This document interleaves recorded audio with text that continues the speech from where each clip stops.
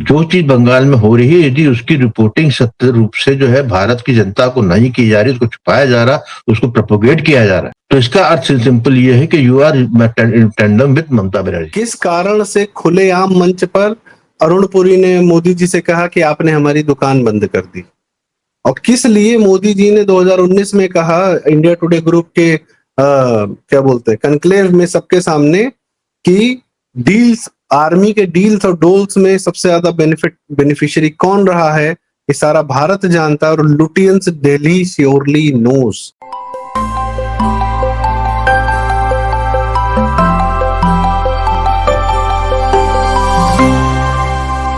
प्रारंभ के सभी दर्शकों को मेरा नमस्कार। मेरा नाम है संदीप आर के सिंह और आज हमारे साथ पुष्कर अवस्थी जी। पुष्कर दा, आपका बहुत बहुत स्वागत है। राम राम।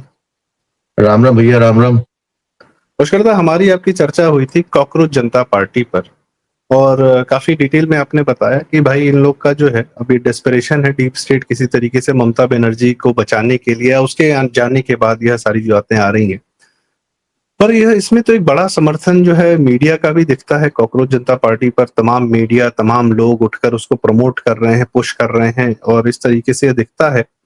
तो आपको क्या लगता है कि यह मीडिया तंत्र भी किस प्रकार से, जो दिल्ली का मीडिया है, पहले उसने केजरीवाल पैदा किया और आज वह कॉकरोच पैदा कर रहा है, तो क्या सब एक ही थैली के चट्टे बट्टे?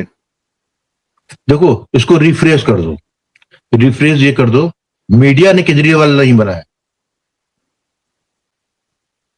मीडिया ने बिल्कुल, मीडिया ने, जिनकी मीडिया सुनता है, जिनके तार जुड़े हुए मीडिया से, जिनके द्वारा भारत का मीडिया विशेषतः दिल्ली का मीडिया संचालित होता है, उसके कहने पे केजरीवाल के आज तो बहुत क्लियर कट है कि Kejriwal was project of a deep state.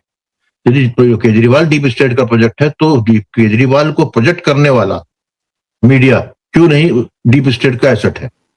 क्या क्यों ना मानूं? पहली बात।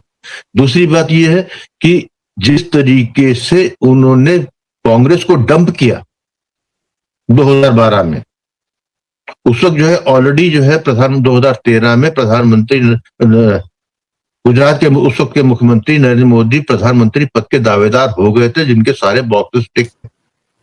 मीडिया ने जो है उसकी जगह प्रोजेक्ट एक ऐसे आदमी के जिसकी ना कोई चुनाव लड़ा ना कुछ लड़ा, 2 साल पहले ही पार्टी उसने बनाई। बड़े बड़े संपादक, टीवी चैनलों के बड़े बड़े पत्रकार, स्वयं आम आदमी पार्टी के सदस्य बने। मतलब डायरेक्ट पहली बार था कि पत्रकार रहते हुए उन्होंने काम करना किया। उनके साथ आम आदमी पार्टी का सारा मैनिफेस्टो से लेके everything was done in the TV studios. Manish Sisodia पत्रकार था जी में, आशीष खेतान तहलका में, आशुतोष सबको पता है। और कितने पत्रकारों के इन्होंने क्या बोलते हैं घर चलाए हैं। अभी बाद में रेखा जी आई तब पता चला कि भाई साहब कितने पत्रकारों के पैसे दिए जाते थे। पत्रकार के पूरा मीडिया हाउस, भाई क्यों आम आदमी पार्टी के ध्वस्त होने के तुरंत बाद इंडिया टुडे ग्रुप फड़फड़ा के टूट गया, सब लोग भाग गए। इसीलिए कांग्रेस जनता पार्टी का जब उदय हुआ है तो अमेरिका से उदय हुआ है। सबको मालूम है कि सीआईए प्रोजेक्ट है, डीप स्टेट का प्रोजेक्ट है, बड़ा बेहुदा ढंग से किया गया है। तो जो उनके तार जो है दिल्ली मीडिया से है, वो कर रहे हैं। ये देखिए कि 48 घंटे में यदि सबने ये देख लिया कि उसके फॉलोअर कौन कौन से हैं, पता लगा 1 मिलियन हो गए फॉलोअर। कहां से है? वो टर्की में है, वो पाकिस्तान में, इंग्लैंड में, अफ्रीका से। और पाकिस्तानी ये आम आदमी पार्टी के बारे में हम लोग सुगबुगाहट सुनते थे, लेकिन अब जो है हम जनता जो है जिस जनजी जनता को जो है तलाश कर रहे हैं, उसी ने ही जो है इनके फॉलोअर कहाँ कहाँ के वो तलाश लिए। तो उसे समझ लीजिए कि कितना जो है गंभीरता से लोग इसको ले रहे हैं। ये एक फिनोमेना है जिसको जो है ये आपकी मीडिया में कुछ लोग जो है इसको आगे बढ़ाने की कोशिश कर रहे हैं। ये भूल जाते हैं संदीप कि टीएमसी के हारने के, ममता बनर्जी हारने के बाद सबसे ज्यादा रील बंगाल की जनजी की जनता जो रील बनाई थी और निकाली थी, ट्रेंड की थी। आप जो है एलोग्रिथम के नाम पे आप जो है मेटा कंपनी से पुश करते, खूब पुश कीजिए आप। अब ये जो है लड़ाई जो है बिल्कुल डिफरेंट डायमेंशन की है।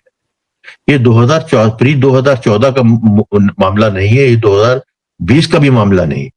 आज एक डेफिनेटिव स्टेज पे भारत पहुंच चुका है। एक डेफिनेटिव स्टेज पे जो है पूरे विश्व में कह सकते हो कि बंटवारा हो चुका है। हमको आपको नहीं दिख रहा है।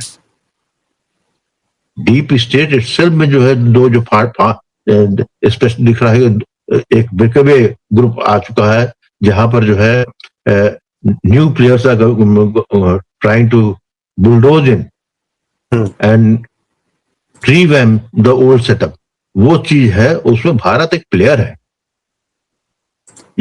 फिर मैं कहूंगा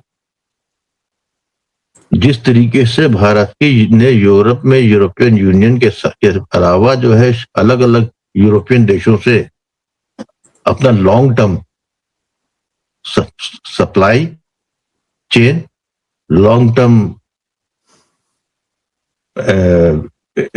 industrial development, long term rare mineral and long term green energy, इन सब पे जो काम किया है, तो ठीक है 1-2 साल का हो सकता है कि दिक्कतें आएंगी। ये तो मैं तो अभी भविष्यवाणी कर दे रहा हूँ, ये संभव ही नहीं है। जिस तरीके से स्थिति यूरोप की चरमरा गई है इकोनॉमी, अमेरिका खुद जितना भी सीना फुला ले, things are not good. $7 trillion वो छापने वाले हैं।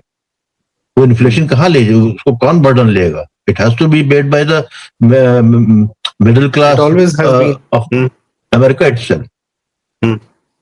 तो ये जो है आएगा तो उसका हमारे पर भी रिपरकशन आएगा। लेकिन फिर क्योंकि हमारे पास जो है एक राष्ट्रवादी सरकार है, देश को बेचने वाली सरकार नहीं। और दुर्भाग्य ये है, अच्छी बात तो नहीं है, भारत का विपक्ष जो है वो भारत को बेचने वाली राजनीतिक दल है। सत्ता के लिए सत्ता में था तब भी वही करता था। आप ये देखिए ना, ये क्या कह रहा है, जिस राजदीप की आपने बात की, इंडिया टुडे ग्रुप की, जिसकी भी की कांग्रेस पोषित या बाहर से, I hear Cockroach Janta Party accounts are being blocked, small warning, cockroaches have outlived empires, pandemics and probably a few IT cells too. IT cells किसका? जो बीजेपी के आईटी सेल वाले लोग हैं उनको बोल रहा है। Block 110 more emerge from the dark corners, mind it. ये इसका ये है कि हम दम्भ तो है, कोई भी है बंगाल में इसकी पत्नी, मतलब क्या लेवल ऑफ हिपोक्रेसी चलती है कि बंगाल से कितनी खबरें आ रही हैं कि कितनी महिलाओं के रेप हुए, गाय काटी जा रही थी, क्या क्या अत्याचार हो रहा था, टीएमसी वालों के घरों में सोने का महल मिल रहा है, पुलिस वालों के बंगले मिल रहे हैं, और अभी पता नहीं और क्या क्या गंदगी निकलेगी। और इसकी पत्नी आज भी उसी पार्टी की मेंबर है। इसको ये गंदगियां बंगाल की नहीं पता थी क्या? जब वो अभिषेक बनर्जी का डायलॉग आ रहा है, इसकी पत्नी बांग्ला जानती। वो अभी इस वाले चुनाव में वो गाड़ी के ऊपर खड़ा होकर कह रहा है कि जहांगीर खान ने मुझसे कहा कि दादा आपने सब कुछ दे दिया है, आप अब एक विद्युत शवग्रह भी सौदाह गृह भी दे दीजिए। हिंदू जलाते हैं ना, मुसलमान थोड़ी जलाते हैं। तो बिजली वाला एक दे दीजिए, क्योंकि 4 मई के बाद कुछ लोग को हार्ट अटैक आएगा। हार्ट अटैक क्या आएगा? तुम साले बम रखे हो, तुम तलवारें रखे हो अपने यहाँ पे, अपने ऑफिसेज में, वो मिल रहे हैं टीएमसी के ऑफिसेज में। क्या इंडिया टुडे ग्रुप और राजदीप लोग को ये पता नहीं था? सब पता था, सब छिपा के रखा इन्होंने। और ऐसी घटिया ये राजनीतिक ये पॉलिटिकल स्पीच थी जो ये अभिषेक बनर्जी दे रहा था कि 4 मई के बाद जो है जलाने में काम आएंगे। इंडिया टुडे डीप स्टेट का एसेट है भारत में, भारत विरोधी है। वो भारत के हित की बात नहीं करता, उसका अपने हित के लिए सिर्फ। नहीं पुष्कर, ये देखिए, ये हम लोग बहुत डायरेक्टली कह सकते नहीं कह सकते, क्या सबूत है क्या सब नहीं है मुझे पता नहीं। इनके कर्मों से ये सब चीज पता चलती है। और दूसरी बात ये है कि क्यों नहीं तुम अभिषेक तृणमूल कांग्रेस और वेस्ट बंगाल की गंदगी के बारे में बात कर रहे हो, तुम बैठ के कांग्रेस जनता पार्टी के बारे में बात कर रहे हो। मतलब व्हाट इज दिस? मुझे तो लग रहा है कि अभिषेक बनर्जी को बचाने के लिए, पूरी नैरेटिव को घुमाने के लिए 2 कौड़ी की चीज पैदा की गई है। मैं डायरेक्ट इसलिए कह रहा हूँ जी, मैं डायरेक्ट इसलिए कह रहा हूं कि I don't have any reason beyond that. जो चीज बंगाल में हो रही है, यदि उसकी रिपोर्टिंग सत्य रूप से जो है भारत की जनता को नहीं की जा रही, उसको छुपाया जा रहा, उसको प्रोपोगेट किया जा रहा है,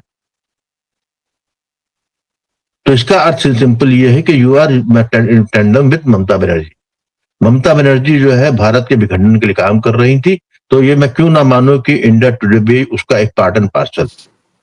मैं क्यों ना मानूं कि जो है इंडिया टुडे के जो है तार जो है डीप स्टेट से जुड़े हैं, वो उनके लिए नैरेटिव सेट करती है। भाई मैं क्यों ना अरुण मानूं पुरी दो कि तीन बार अरुण जिस कांग्रेस को जो है बराबर लॉन्च करते राहुल गांधी को इंडिया टुडे बराबर लॉन्च करती रही है, और सोनिया गांधी को राजमाता की गद्दी पे जो है बैठाने वाली ये इंडिया टुडे मीडिया ग्रुप है, उसी ने जो है रातों रात जो है कांग्रेस को छोड़ के 12-13 में केजरीवाल को असर आंखों बैठा लिया था। ये क्या है, आप if you are in field of journalism में आप हैं, मीडिया में हैं, तो आप जो है पार्टी बनाएंगे, बिगाड़ेंगे।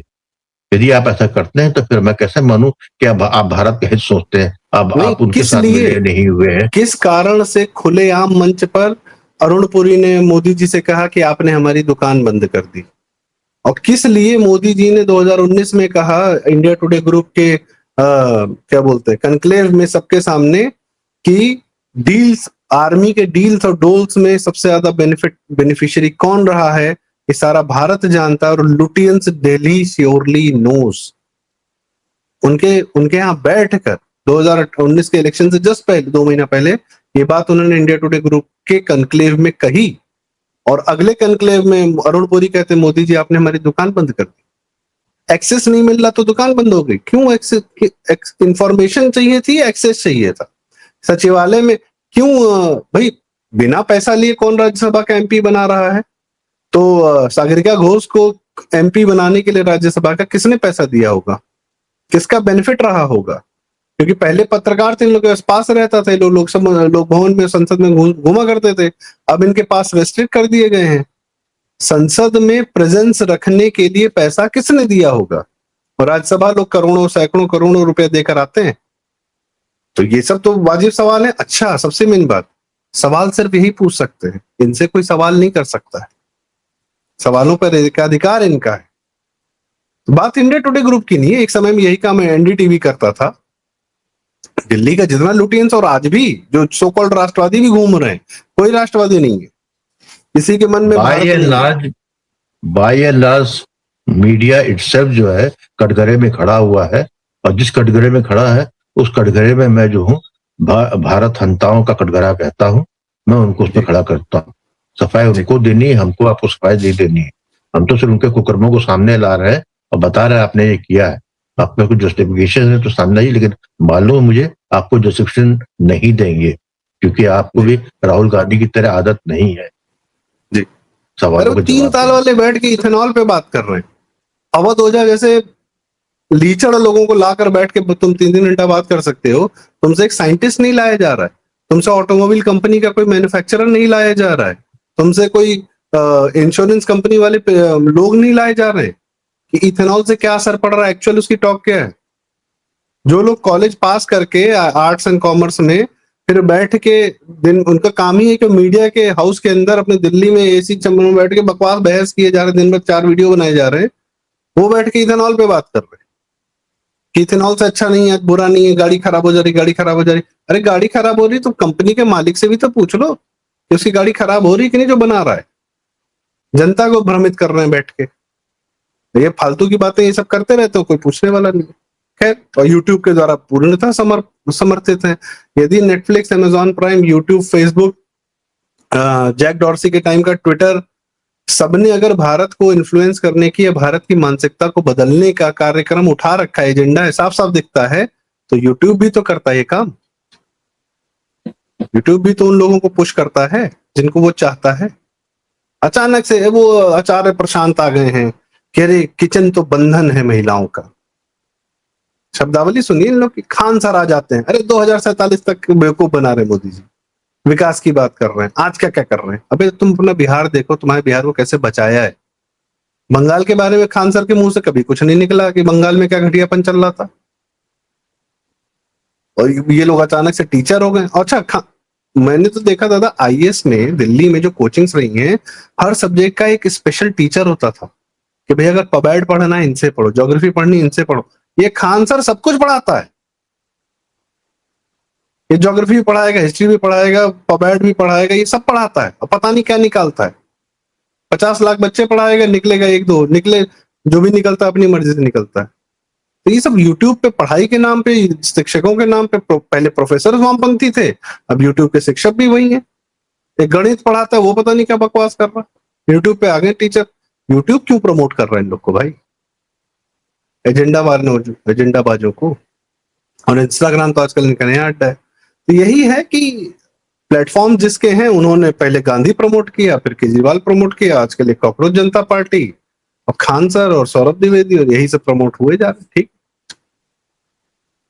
पोस्ट पोल वायलेंस कह के, जो भारत का सबसे भयानक वायलेंट इतिहास है, उसको तुम पोस्ट पोल वायलेंस कह के साइड में कर देते हो, कह रहे वो तो आदत है बंगाल की, वो तो हिंसा होती ही होती है।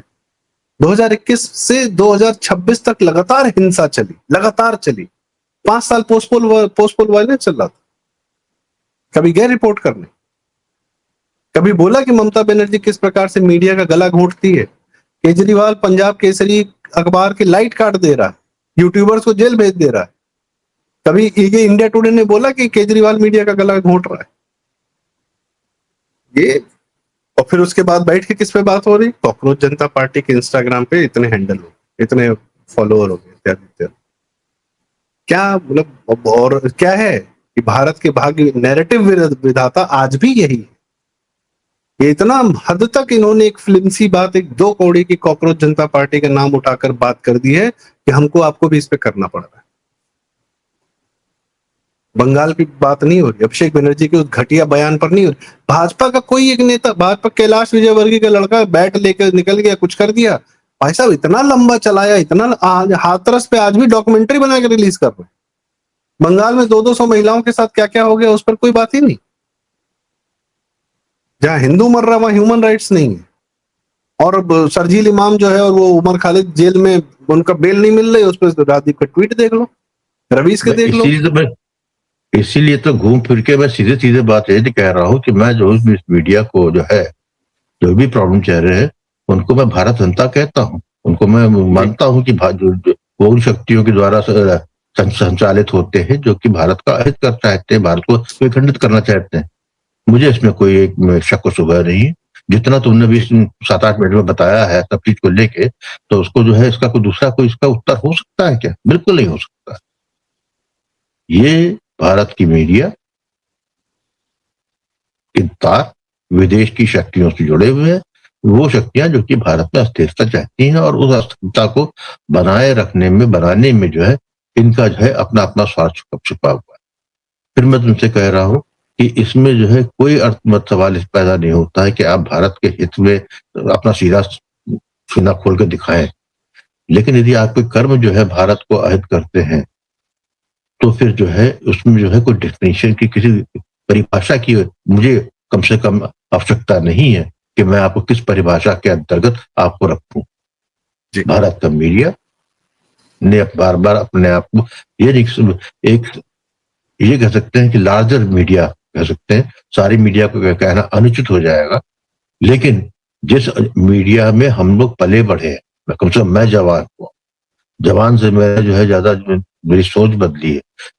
80s 90s तो स्पेशली 2000 के बाद का मीडिया, ये 3-4 जो पिछले 4 दशक का जो मीडिया है, वो पहले जो है मीठा मीठा जहर डालता था, करता था। हम लोग उतना नहीं समझ पाते थे, नहीं सोच पाते थे, क्योंकि वो हमारे बस सामान्य था। लेकिन जब 2014 में एक उस जो एक सेट पैरामीटर था उसको बदलने वाला आ गया, उसने जो मूल तत्व थे उसमें चेंजेस ले आए, नए समीकरण ले आए, तब हमको जो है, या वही पोजीशन है कि जब तक हमको जो है चश्मा नहीं लगा, तब तक हम जो देख रहे थे हमको लग रहा था हम यही दुनिया है।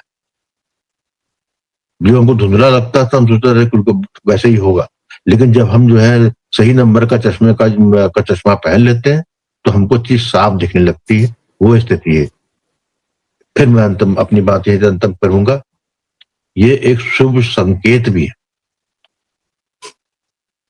कि जो पहले जो है चुप चुपा के 13 दशकों से होता था, अब तुरंत एक्सपोज हो जा रहा है। ये जो कर रहे हैं उनके लिए भी ये बड़ा विस्मय बोधक है, उनके लिए भी बड़ा कष्टकारी है कि उनको अपने खाने के हाथ दिखाने पड़ रहे हैं। पहले जो है काम चल जाता था, दिखाने वाले दांत से काम चल जाता था, लेकिन अब खाने वाला दिख रहा है, इसके मतलब वो कितने डेस्परेट है, कितना मानसिक रूप से विक्षिप्त है, या कितने आउट ऑफ ऑप्शन है, ये कह सकता हूं आपको। इसलिए ये अच्छी बात है, क्योंकि जब कुछ चीज सामने दिख जाती है उसका इलाज होना बड़ा सरल हो जाता है। जब केजरीवाल आए थे या जिसमें कांग्रेस चल रही थी, उस वक्त जो है हमको नहीं दिखता था, हम लोग नहीं समझते थे, हमको वही लगता था जो दिखाया समझाया जा रहा था। बहुत कम ऐसे लोग होंगे जिन्होंने शुरू में कर दिया, और लेकिन बहुत से लोग थे इसके अंदर। तो यही तो मेरे ख्याल बहुत लंबा आज हो गया हम लोगों का, जी मीडिया पे ज्यादा बात हो गई, लेकिन मेरे ख्याल से यही कहेंगे कि जो कुछ भी हो रहा है, ये मुझे पूरी आशा है कि उसका कोई विशेष परिणाम नहीं निकले। कुछ जो है हमेशा ही नकारात्मक लोग होते हैं, कुछ होते ही होते हैं, वो होगा। और जिस तरीके से भारत की केंद्रीय सरकार जो है दूरदृष्टि से एक एक करके जो है अपने बॉक्सेस टिक करती आ रही, इनका भी नंबर आएगा। कॉकरोच का तो वही होता है, पैर से दबा कुचला जाता तो भी कुचला जाएगा। जी That's all. हाँ, भले न्यूक्लियर वॉर सरवाइव कर जाओ, लेकिन चप्पल से तो नहीं बच पाओगे ना। तो भारतीयों के पास हवाई चप्पलें बहुत रही हैं, और अब तो हवाई चप्पल पहनने वाले हवाई जहाज में भी घूम रहे हैं। तो अगर वहां एयरपोर्ट में भी बिल्कुल। पाए जाओगे तो वहां भी कुछ ले ही जाओ। तो इसी के साथ आज की चर्चा का समापन। पुष्कर, बहुत बहुत धन्यवाद, आज आपने हमें समय दिया और ये ज्ञान भी साझा किया। तो दर्शकों, आपकी क्या राय है कमेंट्स में हमें जरूर बताएं। कृपया ये वीडियो लाइक करें, शेयर करें, चैनल जरूर सब्सक्राइब करें। प्रारंभ, बहुत बहुत धन्यवाद। नमस्कार, जय श्री राम। राम राम।